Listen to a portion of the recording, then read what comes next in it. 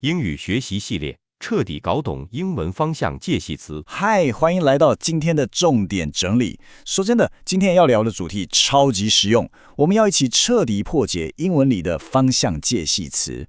别一听到文法就觉得无聊，这其实是我们大脑用来理解空间跟动作最直接的线索哦。你先回想一下，今天早上你是怎么去学校或公司的？中间有穿过公园吗？从你踏出家门那刻起，你从 A 点移动到 B 点的每一个动作，其实都需要这些超关键的连接词才能说得通。没有它们，我们根本没办法好好描述每天的日常轨迹。今天的路线图很简单，我们会依序带大家看：一、描绘你的移动轨迹；二、起点与终点；三、进入与穿过；四、常见的方向陷阱；最后是五、随堂测验。好，我们直接进入重点。第一部分，描绘你的移动轨迹。我们先来打个底，看看这些介系词到底在句子里发挥了什么神奇的作用。其实最关键的一点就是，这些看起来不起眼的小单词，根本就是你句子里的文法 GPS。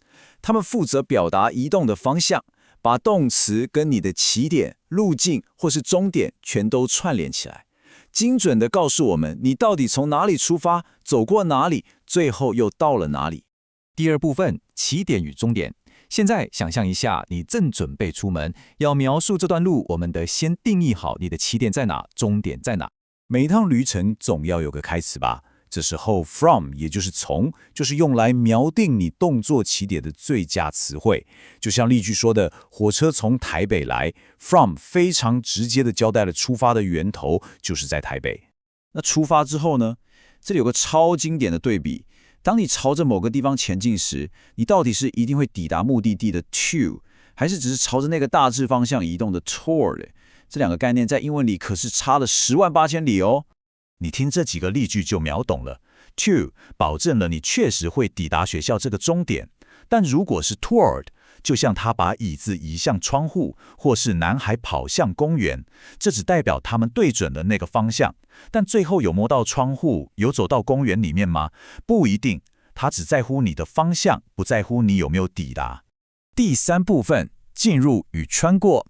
接下来，当我们的路线上出现一些特定的障碍物或是立体空间时，情况就更有趣了。假设你正从外面移动，而且穿透了某个边界进到里面，像是扑通一声跳进河里，或是走进一个房间， into 绝对是你的首选。它就是强调那种从外到内，实实在在进去的动态过程。这边有个超酷的对比，我们的大脑在处理空间时，会去区分你是在一个 3D 立体物件里面移动，还是在一个扁平的平面上移动。这完全是两种截然不同的画面啊！你仔细感觉一下 ，through 强调的是你被像是隧道或森林这样的 3D 空间给包围，你从这一头进去，那一头出来，这是一个在里面穿梭的过程。但如果是 across， 它的重点是你在一个平坦的表面上，像是街道或河面，成功的从这一侧横越到了另一侧。第四部分，常见的方向陷阱。就算英文已经不错的人，在这里也很常踩雷。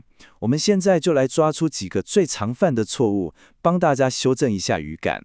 很多人可能会想，走进一栋建筑物里面，不是就该用强调进入的 into 吗？但其实 go to school 是一个固定用法，它强调的是你这一趟的目的，也就是去上学这件事，而不是在描述你走进校门的这个物理动作。大家千万别把字面意义跟固定用法搞混咯。反过来说，如果你真的想强调一颗球滚进了箱子里面，你只用 to 是绝对不够的，因为 to 只代表球到了箱子旁边，并没有告诉我们它有进去。这时候你就必须换成 into， 才能精准表达从外面滚进里面的那个画面。第五部分，随堂测验。好啦，验收时间到了。准备好你的空间感，我们来几题快问快答，看看你是不是真的抓到诀窍了。第一题，孩子们跑，然后是游乐场。你想想游乐场的边界，哪个介系词可以表现出他们从外面跑进去里面的动态感？没错，答案就是 into。因为这句话的重点完全放在他们进入游乐场这个特定空间的动作上。第二题要看仔细咯，他正走公园，但注意后半句说没有进去。既然我们知道他没有真的进到里面，那哪个字只表示方向？答案就是 towards。既然明确说了没有到达内部，用 towards 就能完美捕捉到它只是朝着那个方向移动，而没有实际抵达的状态。最后一题，想象一只鸟的飞行路径，它从窗框的一侧飞进去，然后从另一侧出来，停在房间的椅子上，这该用哪个字？答对了，只要是这样直接从一个 3D 空间内部的一端穿到另一端，我们一律都是用 through 这个介系词。这个总结表完全就是你今天的终极小抄，它汇整了我们刚刚聊过的所有核心概念，不管是抵达、方向、进入还是穿越，只要搞懂这张表，你就能超精准地用英文表达任何一种移动过程咯。